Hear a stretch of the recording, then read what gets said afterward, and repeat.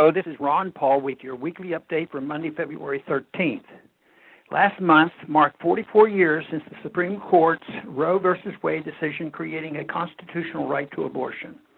Roe remains one of the Supreme Court's most controversial decisions.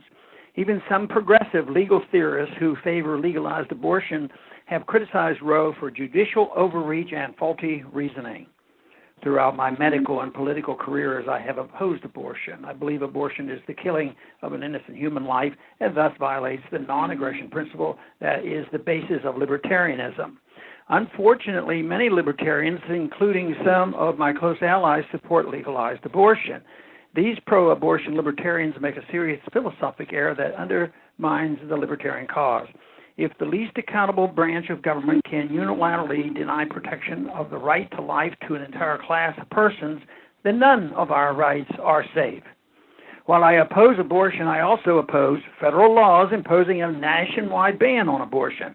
The federal government has no authority to legalize, outlaw, regulate, or fund abortion. Instead of further nationalizing abortion, pro-life Americans should advocate legislation ending federal involvement in abortion by restoring authority over abortion to the states. Congress should also end all taxpayer funding of abortion and repeal Obamacare's abortion mandates along with the rest of Obamacare. Forcing pro-life Americans to subsidize what they believe to be murder is, to paraphrase Thomas Jefferson, sinful and tyrannical. That is why I was glad that one of the first actions of the new House of Representatives was to pass legislation ending all taxpayer support for abortion. Hopefully, the bill will soon pass the Senate and be signed into law by President Trump. Congress should follow this action by passing legislation allowing anti-war taxpayers to opt out of funding the military-industrial complex as well. The House-passed bill also repealed Obamacare's mandates, forcing private businesses to cover abortion and birth control under their health insurance plans.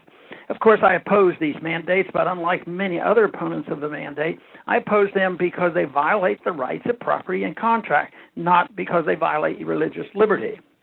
Opposing the mandates because they violate the religious liberty of a few instead of the property rights of all means implicitly accepting the legitimacy of government mandates as long as special exemptions are granted for certain groups of people from certain groups of mandates.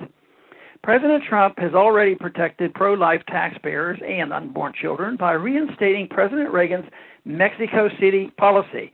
Mexico City policy forbids U.S. taxpayers' money from being used to support any international organization that performs abortion or promotes abortion. Using taxpayers' money to perform and promote abortions overseas is not only unconstitutional and immoral, it also increases resentment of the U.S. government. Unfortunately, as shown by the recent Yemen drone strikes, President Trump is unlikely to substantially change our militaristic foreign policy, which is responsible for the deaths of many innocent men, women, and children. Ending taxpayer support for abortion is an important step toward restoring limited constitutional government that respects the rights of all. Thanks for calling this update. A new update is placed on this number, 888-322-1414 every Sunday. The written text can be found on my Ron Paul Institute website at www.ronpaulinstitute.org and on my Facebook page. Thanks for calling.